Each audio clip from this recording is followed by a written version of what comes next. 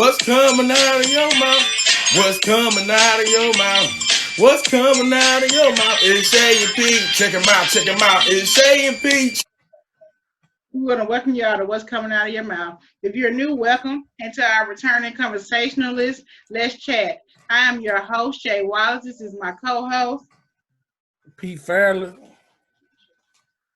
All right. So how's your Tuesday going, co-host? I'm having a very positive Tuesday as always. How about yourself?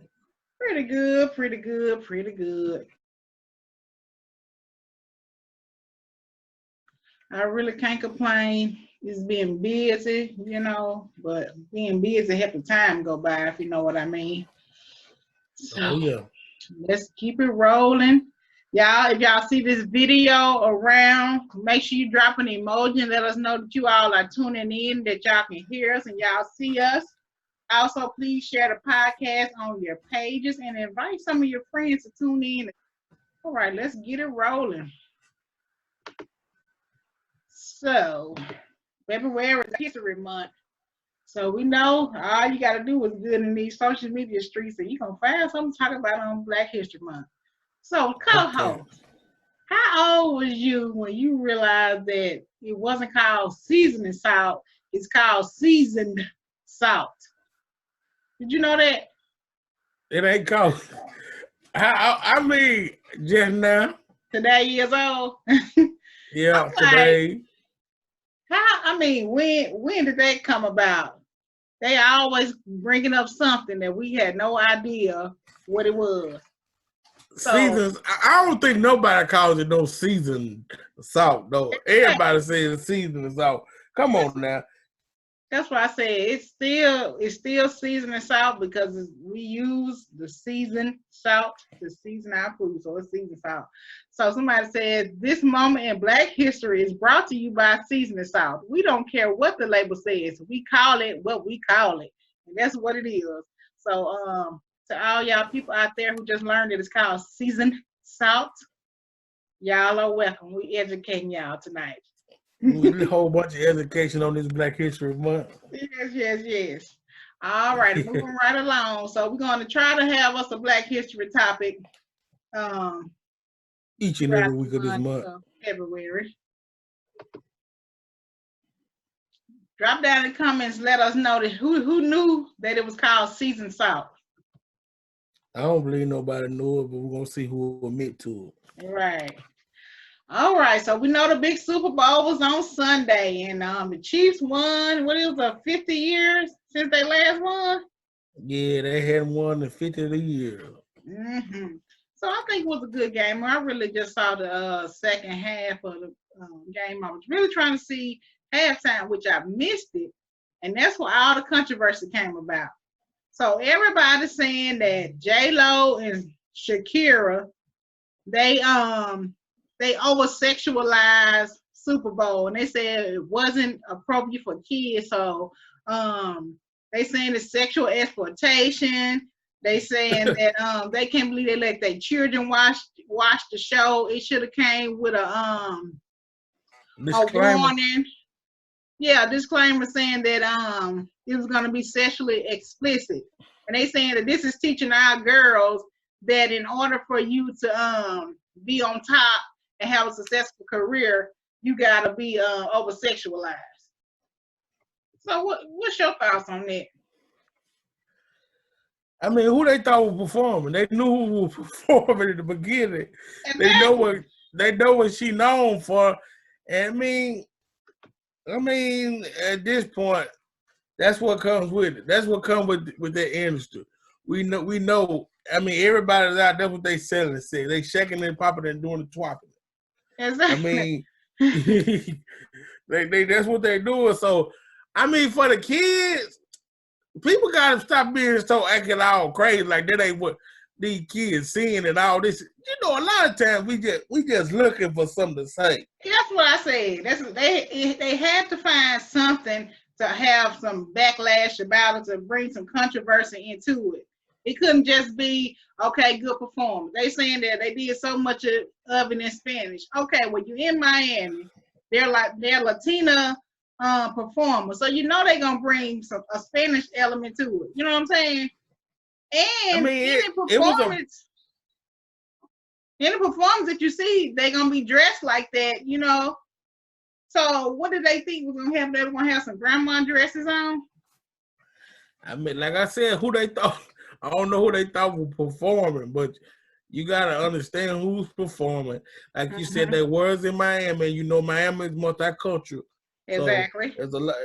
They were paying homage to, of course, to their own culture and all that. I'm not saying it was the greatest performance ever, but I'm saying that's what they was looking for. And you know, it's gonna be a little hated criticism or whatever you want to call it both ways. But I thought they actually did a pretty okay job. But you know, the Super Bowl, the real show, was a great show. It was a great Super Bowl. Yeah, I would have to say, I think they did a job. I think they did the job that they came to do. Now, that's right. If I was watching it and I felt like this was too much for my child, then I would use it as a teachable moment to say, okay, baby, you know, this is not an outfit that you will wear every day, but doing in the job field that they are in, this is what you would is what you would likely wear. You know what I'm saying? But you let them know when it's appropriate and when it's not appropriate. But I don't think that that's over sexualized in our community. And you know, anything dealing with the music culture is gonna be sexual because that's what they. It's a performance. That's what they. I mean, and then at the end of the day, it is in prime time. So it's within the hours of that's what goes on TV within those hours at the same time now. Yeah, but I mean, they want to talk about that. I think it's some way more deeper things that's being broadcast on television that's worse than what they was doing. If we want to be honest about it, you know, they don't want to talk about the real. They don't want to talk about that, right? So, I just think they're making something out of nothing. They just had to find a negative to put out there. So let's move on. What do you guys think? Do y'all think it was a little bit too much?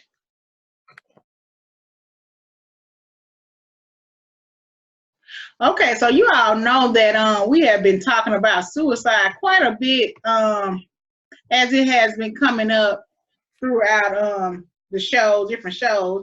So TD Jakes, he was on the Breakfast Club, and he gave his opinion on it, and we just thought that we should add that to our commentary on tonight. So we're going to let this play, and then we'll come back and discuss. Feelings towards suicide. There's different things with suicide. If you're suicide, you'll never make it to heaven. If you're suicide, God will. What are your thoughts on suicide? Because so many kids.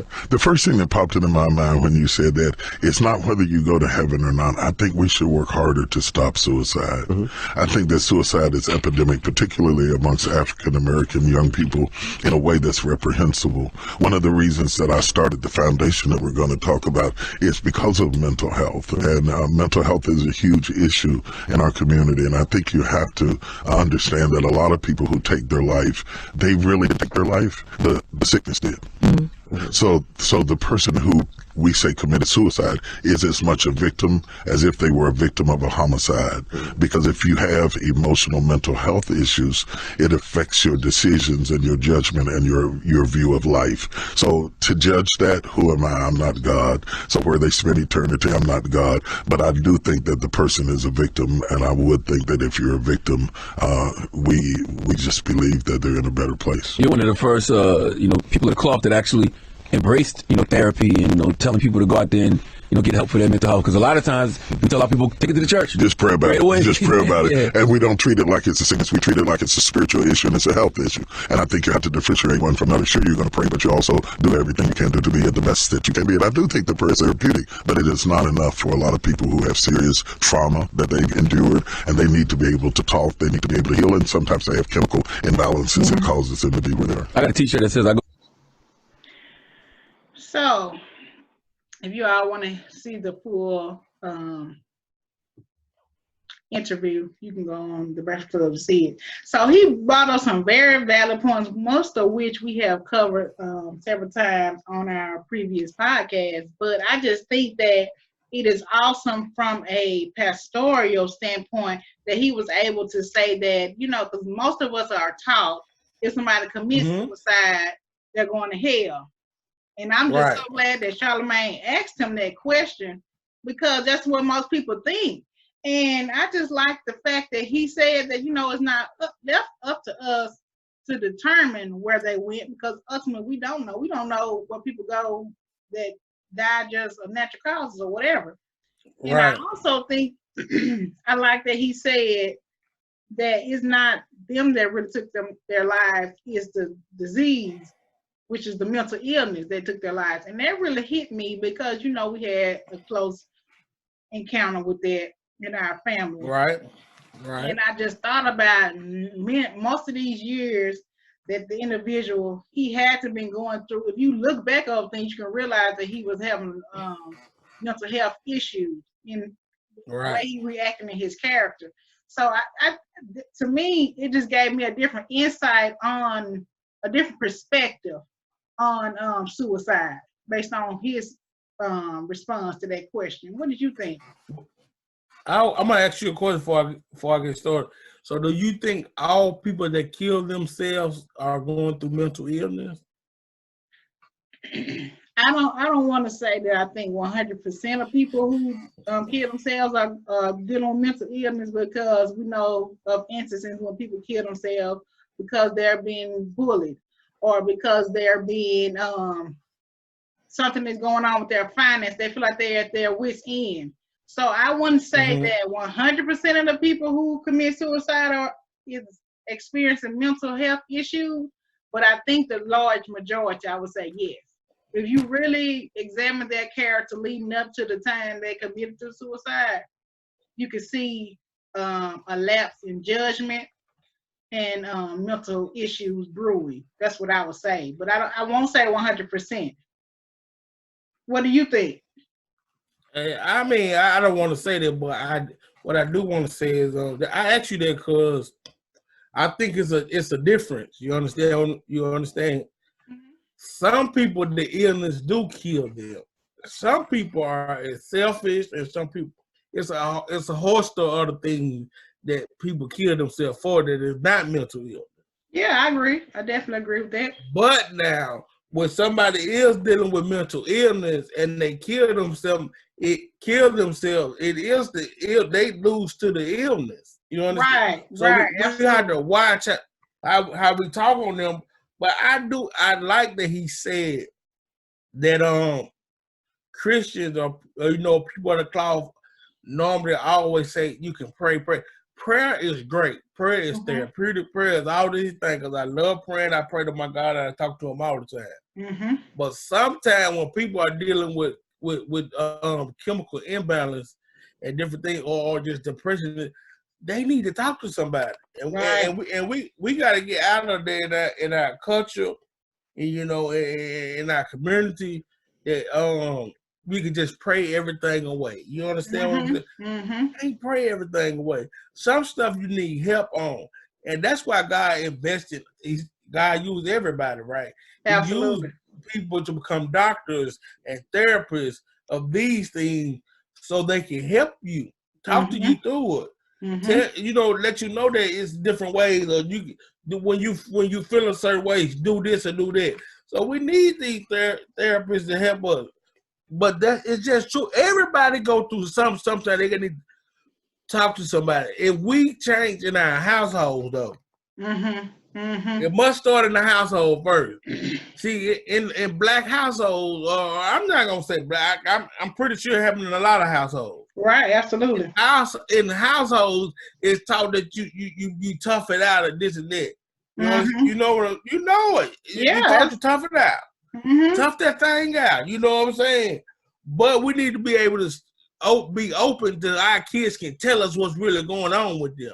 Right. If they start right there with us, they'll feel free that sometimes they can go talk to a therapist. Absolutely. But we taught to hide it, be tough. Especially for the males. Yeah, you're absolutely right. You're absolutely right. And that's why I like that he said, they can pray, but therapy, you use it in conjunction with prayer. You know what I'm saying? And hand in hand. Going to get that therapy can give you clarity of thought so that you can pray the way you need to pray. So, you know what I'm saying? If you never get that therapy, you can be praying the same prayer and not being able to get a breakthrough because you're really not thinking clearly enough to ask God what it is that you want and how he can guide you and how he can, you know, redirect you when you're going wrong. So I just think that it's good that more black males are coming out speaking on it because although we know that it's prevalent in the black community as a whole, but I think it penetrates differently when it comes from a black male. You know? Well, you know, males, you know, we gotta just stop taking the macho role. That's why sometimes even in like going to doctors and different things like that, man, we gotta get ourselves seen about because you know it's so often that you stage 4, stage 5 cancer when they find stuff because you ain't been going to the doctor, or you know cancer is spread all over your body, or you know.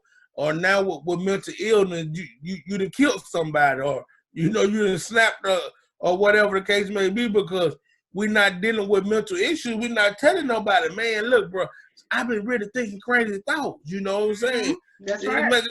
So, but if we be real, and then a lot of times, like we say, your insurance covers some parts of it. You tell these folks you thinking crazy stuff. Your insurance can cover some stuff. We just have to be real with ourselves, but like I said just a few minutes ago, it starts when you have the open open dialogue at home. That's right. If you used to having an open dialogue at home, no matter what you're going through, you won't feel a certain way. But even if you're not, because even though we can get on here and talk about this, TDJ can get on here and talk about this, Charlamagne God, everybody can get on here and talk about this. But if that is something that's not normal to you, you have to normalize it for you and your family. You know what I'm saying? If you're not used to having that open dialogue, you have to say, okay, do you want to keep repeating the same pattern over and over, or do you want to start a new cycle? You know what I'm saying? Yeah, so I mean, but hopefully we can get the families to start having an open dialogue. But if that wasn't your normal, then you have to create the new normal for you and the generations that follow. Yeah. And you know, like I said, somebody got to start it in any situation or any problem. We have to start somewhere. Somebody has to start it and take it to the next level. So why not you? We got to stop saying, why me, and start saying, why not me? Why not me? Why wouldn't he trust me to take it to the next level?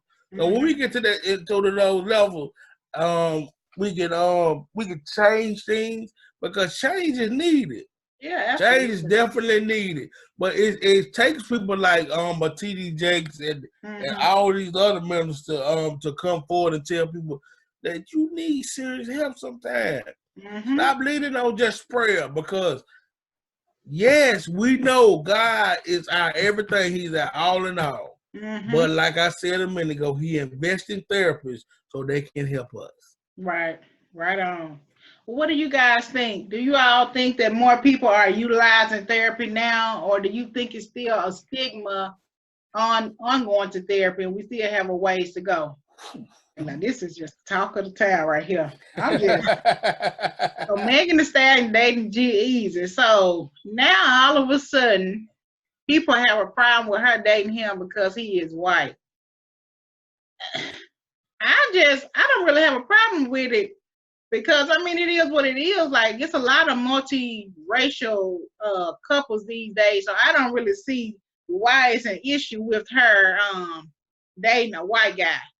So this from and then I got both perspectives on here. So from the woman perspective, the lady says, hey, black men been had their chance.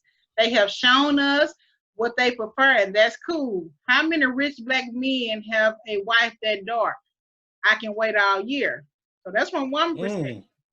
So from a man perspective, he is saying it is jealousy. Y'all might not think that, but y'all know in the comments, and he's talking about different things going on. Non-black girls came for Bobby Smurda because 90% of the girls saying where the black girls. So basically, he's saying that from a man perspective, that the women, if it was a black man dating a white woman, we would be upset and saying, why is he dating a white woman? Why is the black man dating a white woman? But from a woman perspective, she is saying that the black men had their chance, so why are they tripping? So what do you think, co-host? Because I really don't understand why is this an issue?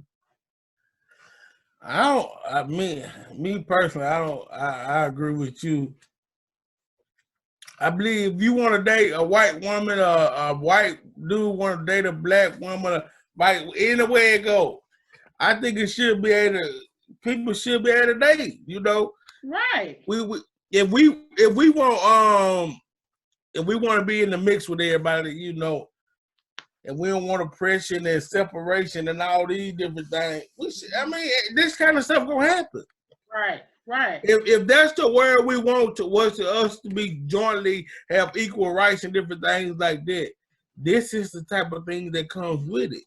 I mean, yes, a black man can find a white woman attractive, and a white woman can find a black man attractive, and vice versa on both ends of the other side. People can find each other attractive. I mean, at this point, people trying to find love, it ain't about color. Exactly. But I really think the main issue is that because she's such a hot topic right now, you know, she Meg The Stallion. So, you know, that everybody, they trying to figure out who she going to end up with.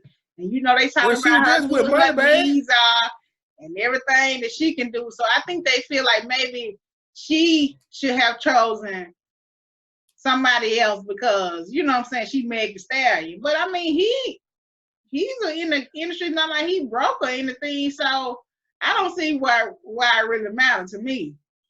But I think because they just didn't expect it. What I'm saying is, she was just dating Moneybag Yo. I mean, you know how it is. Rap. I mean, when you in there, everybody date everybody, so they gonna keep trying until they find the right one. Right.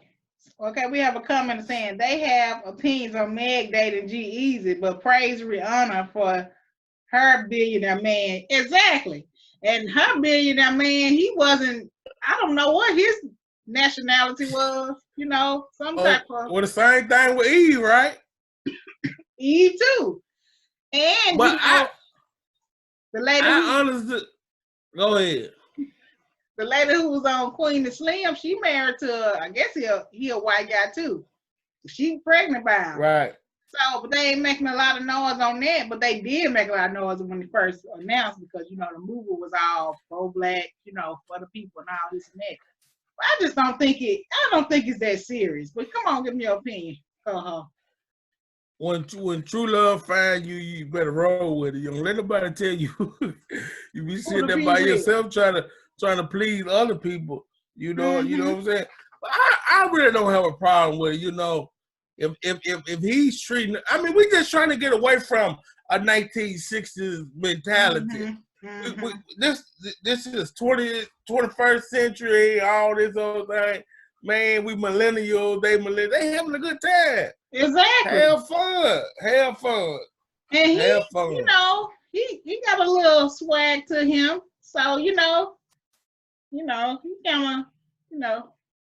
And then they show his prom picture with him when he went to prom with a black girl. So I just think like that's just what he into. You into what you into. Why does it matter? Well, you saying he got a little swag. Do you think you must think he's attractive? Well, he all right now. He ain't just, you know, he ain't like some of the other ones. But I'm just saying, you could tell that some of what other ones. Probably want a little melanin in his life. That's what I'm saying. Yeah, this stuff, you know, a lot of this stuff really has been going on for years, but it's coming to the forefront. And either way you look at it, if whoever she go with or whatever, somebody gonna have something to say. So you just gotta live your best life. Yeah, that's right. But you know, they didn't want her. You said that she was dating Moneybag Yo. But is he the one with all the kids, or was that YG? She was dating somebody. One of the other guys, they ain't want her dating him because he had too many kids.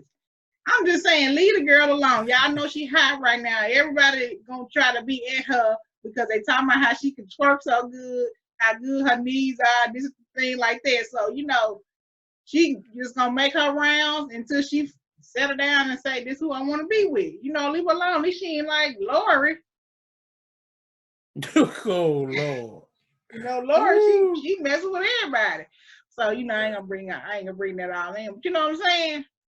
Yeah, that ain't got nothing to do with this girl I'm right just here. saying, you know, everybody talking about Lori messing with everybody and back and forth with Future. So I'm just saying, at least. Yeah, but this girl here actually got a little talent. You know, so.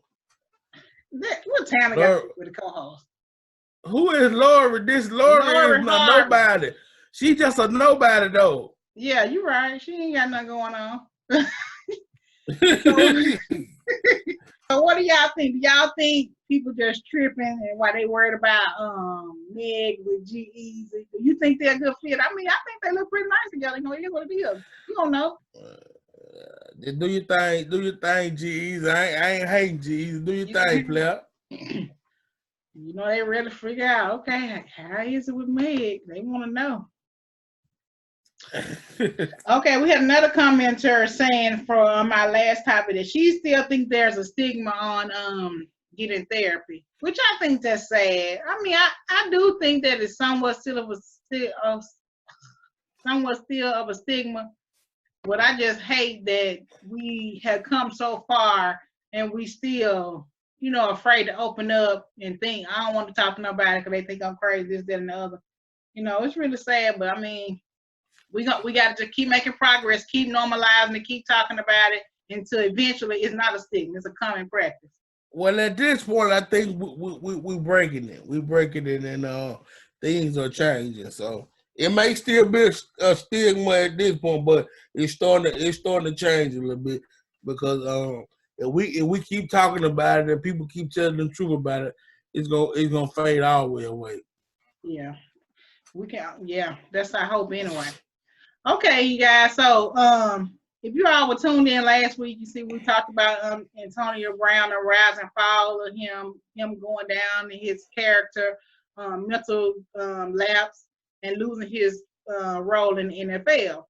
Well, this week, he wrote an apology letter to who I'm assuming is his kid's mother. I don't think he's married. Is he married, Carl? No, they're not married, but they've been together for a minute. Okay, and they got some beautiful children. So he writes, first and foremost, I will love to thank the Most High God for allowing the God that's in me to really look deep into myself, mainly because greater the spirit that's in us than the spirit that's of this world. I guess he's trying to be all philosophical. And me being a God-fearing man, first truly understand that I owe my wonderful kids and the mother of my wonderful kids, the world's biggest apology for my public outbreaks through social media and for the hurt that I may have took them through while on my emotional roller coaster that we are all faced with in life, the greater me. So I'm just happy to see this because like we talked about on last week, that we really hope that he could be an example of a comeback story. So for him to write that gives me hope that he is beginning to do his mental work and, you know, better himself. What do you think? Yeah, I think that was big on him, and that's a start. You know what I'm saying? And that's all you can ask for at this point. Is for him to be trying to get it right, because we so quick to beat people down when they're doing wrong. Yeah. But now if he's trying to rehabilitate himself and come to a conclusion that he is having a mental problem, I think everything can work out for him. But he had to start. When you publicly humiliate somebody, you got to publicly apologize, and I think he's on the right path with that. And I think that I also feel that he knows, because he said emotional roller coaster, that he's having he's having a breakdown, mental breakdown. Mm-hmm. You know what I'm saying? So I think that was just great. That was great news coming this week after what we reported last week.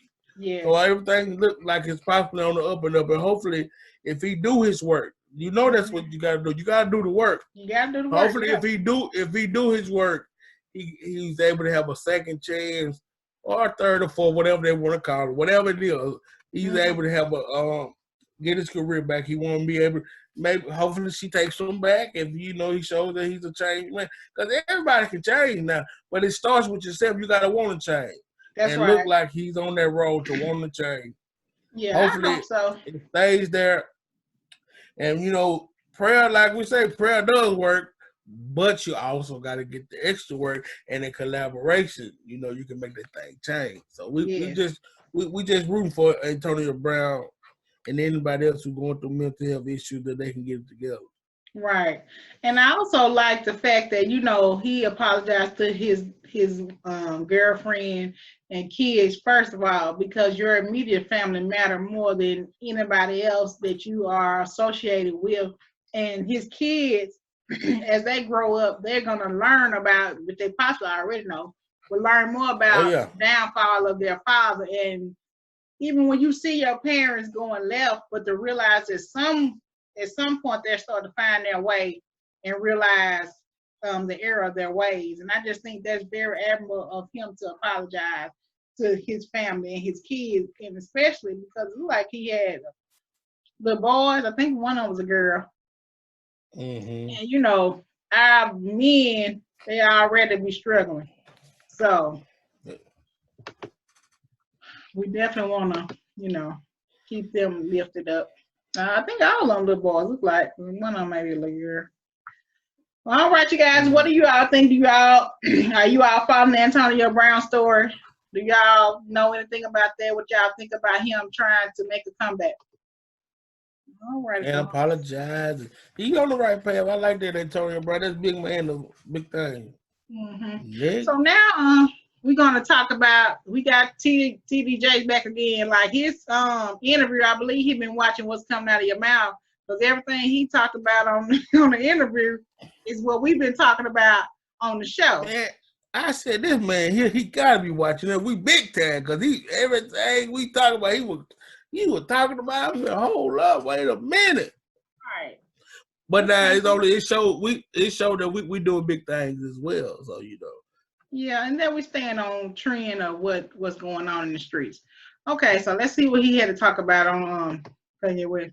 Kanye doing what he's been doing with his Sunday services. You know something, I'm thrilled. Anybody who's out there who's doing something positive to help change the world, I'm thrilled about it. I just hope that while he's busy doing that somebody's taking care of him. Even if it's just him taking care of him. Because the problem with being talented and being gifted and being good intentioned is sometimes people are so excited about your gift that they take your gift and leave you behind. Mm-hmm. And I think it's very, very important for him, in order to remain stable and remain functional, that he's not so busy giving to us that nobody's giving to him. But I've seen the music. The music is hot. I've seen his performances. I think it's absolutely wonderful. But I want somebody, there's a scripture in the Bible that says, no man cared for my soul. I want us to care for his soul as much as we care for his music. Would you host him? Would Potter's House host? So, what you think about that, co-host? Man, first what I thought, he said the music hot. That made me laugh when he said, I seen the music and the music is hot. I was like, well, you know he an old man. You know he an old man. You know he don't know the lingo. But on a serious note, I do like what he said though. We don't want to just use the person up in a person that's not getting everything that they need out of. Mm-hmm. He said he concerned with who's pastoring him. See, that's somebody who got their heart in the right spot. Yeah. You know what I'm saying? Who's not just on to the next trend. He also want to help the man. And there's so many people out here talking about, well, is he doing it for the right reason? This and that. Nobody is not saying this. Kanye still getting the help he needs. Yes. And that's big. Mm-hmm. Everybody needs somebody to lean on. That's right. Everybody needs somebody to help them through it. And I think TD Jakes will be, you know, the right man who can help him. Or, you know, put that nugget in his ear, because that's a good thing. You do want to be getting help for your inner good, because sometimes you can get burnt out of just always helping other people. Mm-hmm. Yeah, and I also think that this Sunday service for Kanye is a form of therapy for him. However, that doesn't mean that it's the is the exact therapy that he needs to continue to use as therapy, because as he's using that therapy, people are leaning on him. You know what I'm saying? Like you're saying, they taking. Yeah, come on here, do it over here, come and do it over there. But how is he feeling when you get up there and perform? Yeah, so I would think and hope that all these ministers bringing him in is giving him a word too. Is getting, but he brought up a strong point that he was one who is pastoring him. That's big, man. Even every pastor need a pastor. So it's a lot. Deep. Yeah, that definitely was deep. And I just think that a lot of pastors that haven't hosted him or not thinking about it, they really feel like that he is still too secular for them to even accept the movement that he's doing. But I like that he is really concerned about the man's soul, not just what he out there doing, because at the end of the day, that's all that what really matters. And whoever is being delivered and find God through what he's doing, that's on the plus. What we have to realize is this right here. Anybody, God can use anybody, right? And we have to realize that we gotta get stopped and stuck on the form and the look and all this, what we got in our head of how we think a person should be and how they should look, and just look into what they're giving you.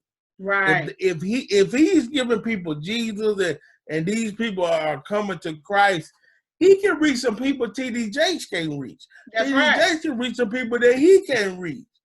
I can reach some people that you can't reach. You can reach some people I can't reach. But we can come together and do some powerful things. Absolutely. And I think that's what we gotta just stop saying. Yeah, we gotta just stop looking at all this, how the person this and that. But guess what? If it's secular or whatever the case may be, this man here now he's talking about Jesus and he's trying to lead people to Jesus. Let's do what we can for him to keep him on this path. That's right. So that's where we lose a lot of people at right there. We run them off. We run them off so they can get all the way where they need to be. That's right. And I'm Charlemagne, kudos, man, because you be asking the good questions to bring that up to see what his thoughts was on it. Because, like I said, I've been hearing a lot of pastors that's not in the arena of, millennial arena. They like, he's still in the world, he's this and that and the other. But in actuality, only thing he's saying is who is taking care of his soul, Yeah, true. So I thought that was awesome. It was rich. And I think that's the angle that everybody need to look at it from. Yeah, most definitely. That's the only angle that matters. Yeah, TD Jakes had a dope interview, Oh yes, he did. Kanye doing what he's been doing. Okay, so SuperBowl being this past Sunday, now we got this issue with Colin come back up again. That now him against Jay-Z, so Jay-Z brought his little portion of the NFL. So according to right now, they got attention, and Jay-Z said that no one is saying that. Let's see, no one is saying he hasn't been done wrong. He was done wrong. I will understand if it was 3 months ago, but it was 3 years ago, and someone needs to say, what do we do now? So do you think that this Colin thing is lingering and we just need to get over it? At this point, we have to realize this right here. It's 100% true that Colin Kaepernick was done wrong. That's true. But we know sometimes when we take certain stances that you're gonna be the sacrificial lamb, right? You know that. You know when you stand up sometimes you're gonna say, well, it may take me to lose everything, but I'm willing. And he knew that. He knew that. He knew that. And he had numerous of times, to make this thing go away. It was like when he first did it, he was off for the job. You understand what I'm saying? He declined that job, but he disrupted it. So it was a lot of things that went on that he was standing like, I'm standing on this and I'm gonna be on it. So when you take that stance, and then as well as this right here, you gotta take whatever come with it. And then check this out. If you sue the job that you at right now, right? You sue them. Do you think you're gonna work there again? No. Absolutely. So I mean, and he take the money that I win. You know, then he take the money that he won. You know you're not gonna work for them again. And then when it come back up, you know, whether he thought it was a joke or not, whatever went on this summer when they did the workout thing, he should have just took the workout. You already know you done sued them people. You already know that they blackball you. Why do anything to interrupt that at this point? Right. And not only Take it the way it is. Take it the way it is. Yeah. And I think not only that, he can use that platform to keep just raising higher and showing people that, you know, like the saying goes, I'll stand if I had to stand alone.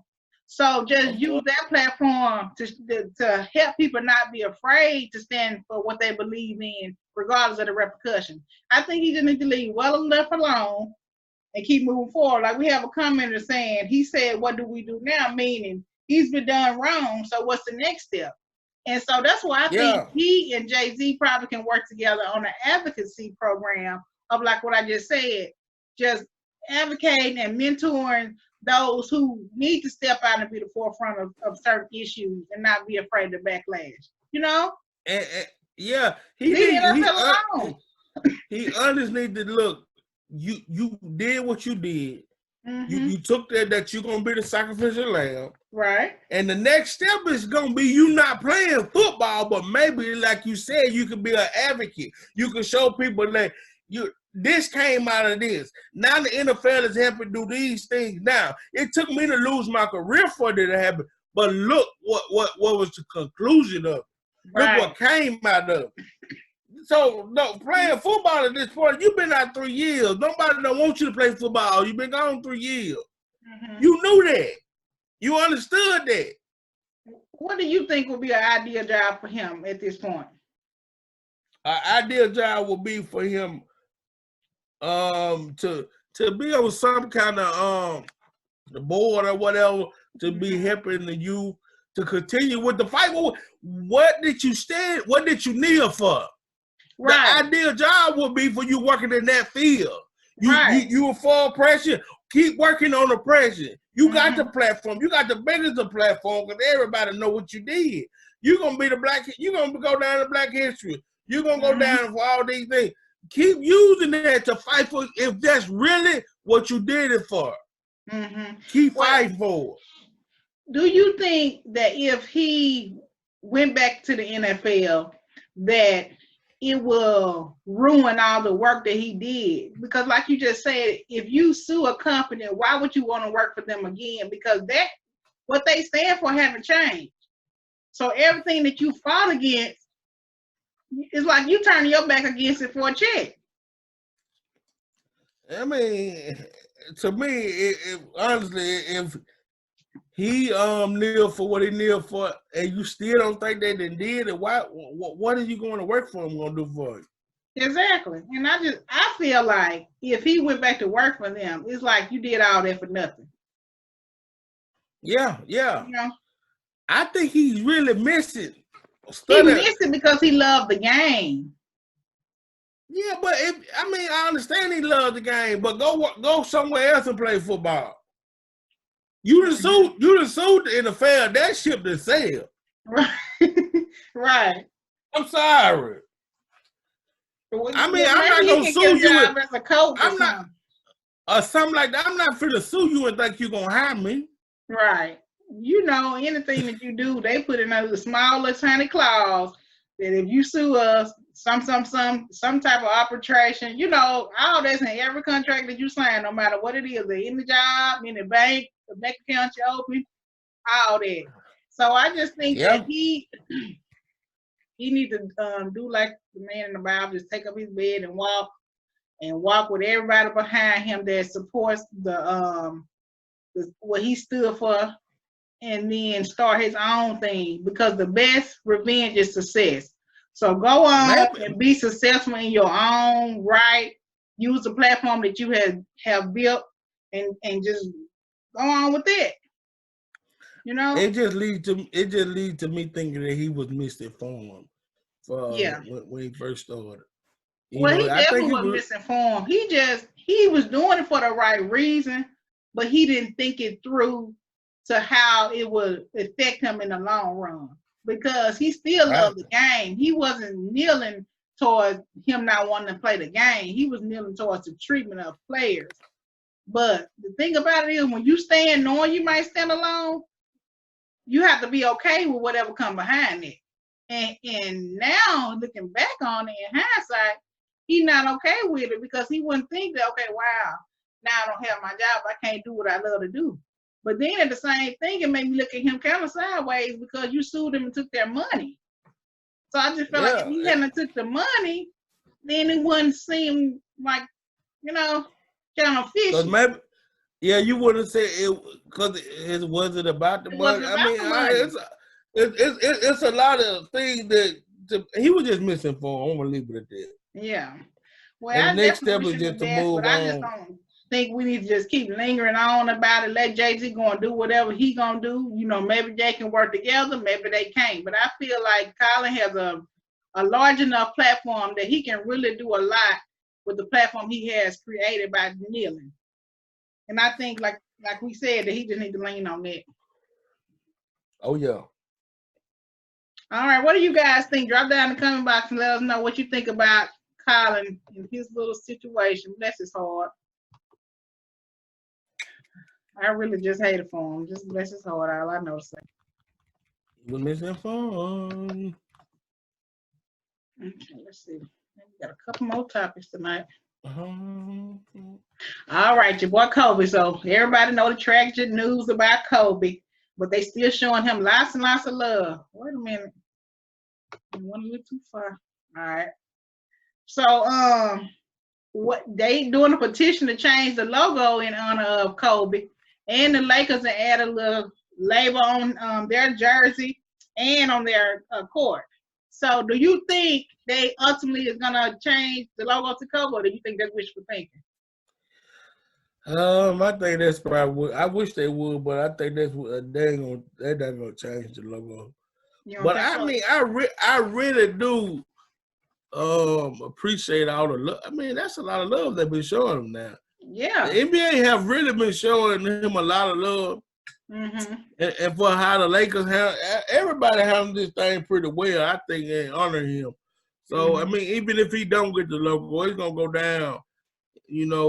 As he left his mark, and the NBA really honored him for his life and what he's achieved, everything he's done. So I mean, even if he don't get the logo, which I think they should give him a logo, because he did a lot. Yeah, he did a lot. Well, do you think that the Lakers are going to keep that emblem on their jersey, or is it just for a period of time? Or do you think they'll? Oh no! They're going to take it out. That's probably just for the rest of the year. That's normally how they do when people and players, related to the. Related to not related, but Yeah.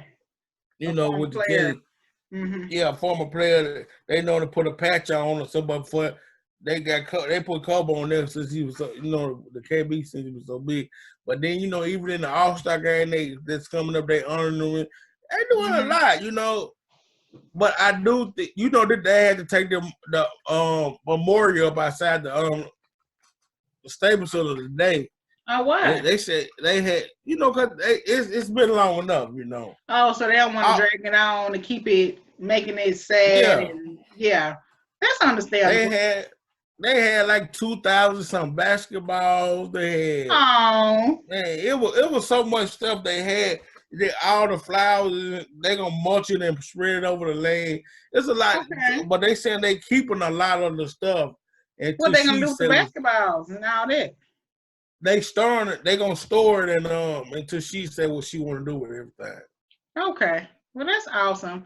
And also I saw that they were doing a Jordans just for special edition Jordans. I don't know if that's real or not, but I you don't know if that's real? I don't know if it's real or not, but Joy can make that call and make it happen. Yeah, he can. But I mean, he needs to determine what the proceeds gonna go toward, because people gonna buy, because the culture. We know we do things for the culture. So we do it for the culture. You hear me? But I mean, they need to specify what the proceeds will go towards if they want to do that. Just because I understand that we're doing it in remembrance of him, and then those shoes are gonna be worth a whole lot, as time passes. But they should go to something. So how do you feel about how they honored him so long? What you feel about it? I think it's awesome. I really think it's awesome. It really shows how big of an impact he had on so many people and so many arenas. And I think it's just only right that they honor him the way they honor him. And I think they should continue as long as they deem necessary. And then, let his wife and his family, let them heal, and we can keep revisiting it as needed. You know what I'm saying? I know they said that they was taking it up today. It was still people trying to still come out there and write and do stuff, but it was great. I mean, I never seen that like that. Yeah, it just goes to show you how many lives he's touched. You know what I'm saying? But I just think we shouldn't wait until people die in order to honor them. You know what I'm saying? Let them get their flowers while they're here. But I think he got that too. But I mean, oh yeah. I definitely think he got his while he will.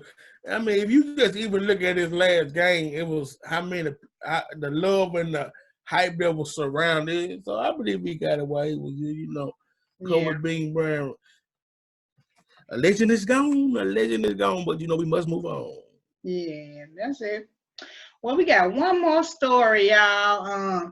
Another TD Jakes snippet we're going to play, and then we're going to wrap it up for tonight. Hope you all get a chance to catch this entire interview. I'm sure that you're going to find some point in there that's really thought-provoking and maybe change your perspective on something. So this is the last clip that we're going to go over for tonight. About the causes that I care about. And I want the legacy piece, the causes to continue. I'm concerned that we're looking at 23% of African Americans are living beneath the poverty line as opposed to 13% of Americans. We want to bring that number down. How do we bring that number down?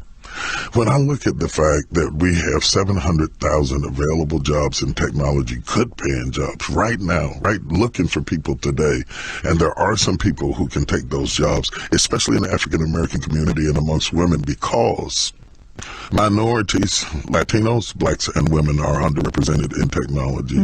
Technology is where the world is going. And we have some people, but I want to be a facilitator that connects those qualified people with those job opportunities. And not only that, I want to raise up another generation of people who are getting ready for the future. When you look at the plight of African Americans in this country, there are a lot of people who are fighting to keep the right to contest their own. But we to keep those rights savings. We also be the future. Not for racism, but because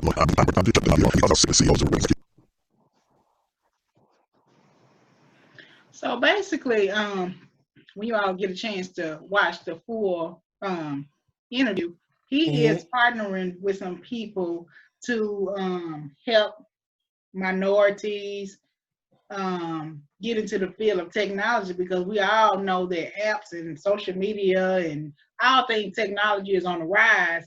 But he is getting in partnership to make sure that we are a part of this technology boom that's going on and that's going to continue. And that is just so awesome, because we do need to be in the midst and know how to create our own apps and to operate everything that they have out there already. So, this is a great interview. You all should definitely check it out.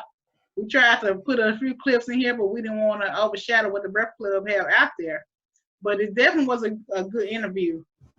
And he definitely is doing some wonderful things, and made me think that I need to be trying to see how I can get involved in some of this technology stuff. Okay. I didn't know that it's 700 million jobs out there. 700. That's a growing industry. It's 700 million jobs out there. And you know what's so crazy about this interview? Just this week, C-Spire is trying to get where Mississippi is required to put computer science in school. Wow. Because of technology. Right here in Mississippi. You know what I'm saying? So they trying to require that we do that. But the tech, the IT is big. The tech period is big. And I think that like he said, these jobs, when they come along, they're gonna be filled because we'll be so late to the party. He trying to get to where we're not late to the party. Exactly. He trying to get us in rooms with people who hire people for these positions. He trying to get to where we can go to school for all these different things. But that's a big thing because that's the next step. Everything is going technical on all your jobs. Yep. Everything is going technical everywhere. So we just need to be the one who can do some of these apps, who can own our own apps and be able to do the coding and all that and stuff. So I think what he's doing is he is a person who is concerned about the future. Right. There's so many people that he basically said that, he ain't doing it for himself, which he gonna benefit, but he's saying he's doing it for his children and grandchildren because they are the future. You know what I'm saying? And why not use this platform to help your people? And you know what? But one thing I really like that he said, the reason why he's starting a foundation and all this, he said because the person who take over the Potter House may not like some of the same things that be investing, some of the same things that and that's so dope. That's dope. Yes, it is. That's dope that he want to leave his legacy here working, and he not gonna put it into the hands of somebody else that he not sure that's gonna have the same ideas and thoughts and everything that he had. I mean, that was big, man. Yeah, definitely. And when you think about it, if something is your vision, it's not likely that whoever come behind you is gonna share your same vision. They'll buy into it in order to get into the role, but they're not gonna necessarily share that same vision and implement it in a way that you would have implemented. So by him having that foundation, it has to follow what his goals and mission and views are. You know what I'm saying? So I really think that's awesome. I know he's gonna have success in it because he already getting in the rooms with the people he need to be in the room with to make sure that it's successful. You know what I'm saying?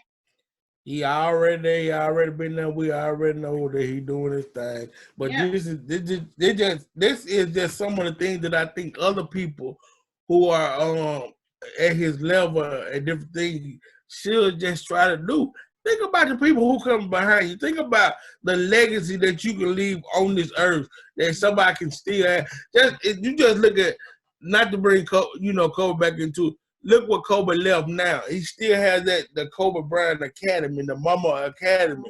Still, that's gonna be not only what you did. You know what I'm saying? That's just that, but a legacy that you left. He probably didn't know that he was setting it up to be leaving it here, but he set it up. Right. So I mean, see, when we understand that this world is not just about us, it's about what we can do for other people. You understand? And that's big. That's just so big. Yeah, and I also think that we shouldn't just look at just somebody on his caliber, his platform can do these things. There's a lot of us that know a lot of things and know a lot of people, and we should be able to collaborate amongst ourselves and generate these type of programs and these type of initiatives to do things for our kids. So I just think that we should not wait or just solely depend on people who are on a larger scale, financially wise or platform wise. But some of us lower level people, we can do some stuff too. We don't have the same finances, but when we join together, it's a lot of things that we could make happen. So, and like you say, it may not be on that scale, right? But it's on a different scale. You might not be able to help somebody be able to get into a technical school, but you probably be able to help somebody get into trade school. or you might be able to help somebody get a job, and because you know the boss, you might be able to put them with the boss right there on that level. It's a lot of stuff we can do, and we should just take this as a growing tool, a teaching tool, absolutely. we can implement it into our lives. You know, and I just like another thing. He knew the numbers. Yes. You know what I'm saying? You could tell he did his homework. He was on it. That's what we gotta learn to do. We gotta learn to do our homework and be on it, just like anybody can do it. You know, we just gotta want to do it. That's right. That's right. Well, all right, you guys. We hope you all were thoroughly entertained tonight. We hope you heard something that may just enlighten you and change your perspective in one way or another. We hope that you all share this with your friends and family, and hope that they may enjoy this podcast as well. If there's anything that you all want us to discuss, please drop down in the comment box and let us know, or feel free to email or inbox us. You all by now should know how to connect with us. All right, co-host, is there anything else? If you watching this on the re-air or you're on YouTube, make sure you subscribe. If you're on Facebook watching, like our page. Do all these things, because we're taking it to another level. And we just like to thank everybody who do respond. And I heard that I didn't get back. My co-host got on me. I didn't get back to somebody about want to challenge me in my sports debates. But that guy he know that he don't want none of me. So I'm sorry I didn't get back to you, but me and you gonna have that time, Mr. JJ Evans, and we gonna do what we do, and we gonna make sure it's hotter than everybody like to see it, because I don't like cowboy fades too much, but we gonna save it for the sports debate. Yeah, save it for the sports debate. Don't let it all leak out there. All right, co-host, come on and take us out. All right, then let's bow. Gracious and heavenly eternal Father, we just come to you right now, Lord Jesus God, another faithful servant of yours on the other side of the screen, Father God. We're just looking to you for another blessing, Lord. But before we ask you anything, Lord, we'd like to say thank you, Father God. Father, we just want you to forgive them for pressing the wrong button. Interesting to bring the knowledge. She know better, Father God. She's started doing it, Father God. I don't know what's going on with her. Let's forgive her, Father God. But Father God, we just want to thank you for the opportunity that you gave us. We thank you for the topics tonight, Father God. We hope that something was said or done that can help somebody if they're going through mental illness, Father God, or we just thank you there for the Antonio Brown. We thank you for him trying to change and come back and get this mental illness work done. We thank you for T.D. Jakes, Father God, who want to be philanthropic and all these things, continue to help people. We thank you for places like the Breakfast Club can bring him on, Father God, because he can reach so many people in so many different angles, Father God. We just hopefully that somebody can get that information and run with it, Father God, whether it's me and my co-host or anybody we can connect with. We just thank you for everything you're doing, Father God. I just really hope, Father God, she can just stop my co-host from messing up or whatever she's doing, because she's really distracting me in my prayer. Father God, I just thank you for her, though, Father God. Thank you for her family, Father God. Thank you for everything she got her hands tied to, Father God. Father God, I just thank you for my life, what you continue to do in my life, Father God. Yes, continue to make me knowledgeable, Father God, so I can continue to talk on these topics, and continue to let me do my homework so I can be able to give important and accurate analysis of the things that we're going over, Father God. Yes. We just thank you for everything, Father God. We thank you for another successful show, Father God. We thank you for allowing us to work with this technology so we can come up into the tech world, Father God.